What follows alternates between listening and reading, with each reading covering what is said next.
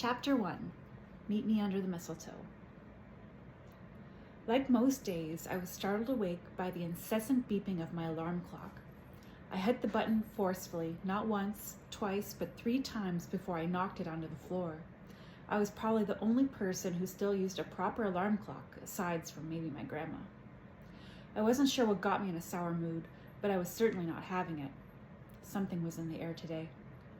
I threw the covers over my head, begging the universe for one more minute nestled under the warmth of my blankets before I was forced awake to face the day. After a quiet minute of contemplation, I growled, threw the shroud off of me, and padded grumpily across the cool hardwood floor to the kitchen where my fresh pot of coffee waited faithfully for me. Most people knew not to ask too much of me until 2 cups of dark Java pumped through my veins, or else a different type of trouble would brew. On the kitchen counter, I found my lifeline to society. I tapped the darkened device awake, summoning the technology demon which had taken over my life. I must have left it on the kitchen counter last night after I went down the rabbit hole of the latest social media hype. As I sipped my black coffee, I wondered if the purple toothpaste really did work. I later found out it doesn't. Moving on.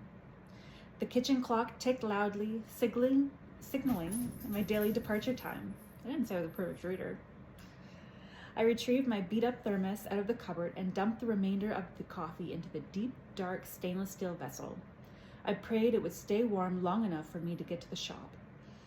I needed all the help I could get to stay awake. It was going to be a busy day. I made my way back to the bathroom, slathering on my pharmacy brand cosmetics. I took note of the dark purple bags under my eyes. That was my consequence for staring at my phone until the wee hours of the morning. Other people were swiping and liking in the early morning hours, but not me. I didn't have any interest in dating anyone, ever. I looked at the clock one last time. Someone still hadn't got up for the morning. She certainly couldn't be blamed for wanting to stay in bed today, not with her good looks. I took one freshly socked foot and began to nudge Ruby, my geriatric black lab, off my jeans, which I ever so delicately placed upon the floor. My usual work clothes consisted of jeans and whatever t-shirt was clean in the laundry basket. I never found a reason to put things away. After a sleepy sigh emerged from her lips, Ruby waddled to the door, awaiting her morning constitutional. I wrenched open the storm door. Form had frosted fireworks on the glass during the night. "You're not going to like this," I muttered to my fur baby. I held the cold door handle, my fingers tingling knowing what came next. I held my breath, swung the door open, and ordered my faithful companion to do her business. Instead of going outside, she looked up at me with her big brown eyes. I felt like she was telling me not to make her go outside. "Come on, I'm going to be late," I urged. My tardiness was my fault, not hers, but I would never admit that. She did what she had to do, often looking back at me with judgment. Upon completion, she dove into the front door and buried herself under the blankets in her bed. The kibble clanged in her metal dish, but she was disinterested. "Suit yourself," I chuckled. Living in small-town northern Ontario, you generally get used to the frigid cold temperatures. I was suited up in my down-feathered gear. My heavy boots crunched down the freshly fallen snow as I made my way to my car. I mucked about trying to unplug my car. If you don't plug it in this time of year, it's not likely going to start at all. I hopped inside and gathered my thoughts. My morning contemplations exited my mouth in white clouds, disappearing as soon as they were thought. If only I could release my anxieties this way. There was so much on my mind lately. This year had been a roller coaster. In just over a week, the calendar would roll over and I would have a fresh start. Finally. I paused to pray to the car gods that this old girl was going to start and direct me down to the main street where my little piece of heaven awaited me.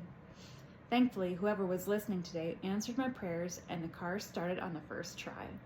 "That a girl," I whispered to the rusted vessel, my second faithful companion. The car lurched down the snow-crusted streets.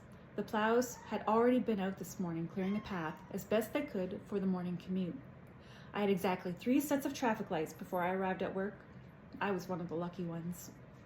Some town folk worked in the lumber yards or car manufacturers and had a hell of a drive. If you were planning to visit our small village of Mercer, Ontario, Don't blink, because if you do, you'd likely miss it. The main drag was set off the secondary highway, which connected us to the flow of the other northern cities, if you could call them that. We had exactly one pharmacy, hardware store, grocery store, post office, coffee shop, bank, and pub. We had 2 gas stations, 2 convenience stores, 3 auto body shops, and 12 churches. When I look around town, I could tell you who the sinners were, hence all the churches. My car rumbled on her last nerve given the minus 25-degree weather. She was giving me grief for coming to work today out in the cold. I made my way down the alley off a main street and parked my car behind the store. I always leave space out front for the customers. As I walked to the back to unlock the door, I fumbled and dropped my keys in the frigid snow. I'll spare you an explosive or two, I hurled at my shaky hands as I tried to fish out the keys from the snow. I'll be sure to go to confession whenever I get around to going to church. Like I said, there were a lot of sinners in Mercer, and I was no exception. Join me again for another chapter of Meet Me Under the Mistletoe. Have a great night.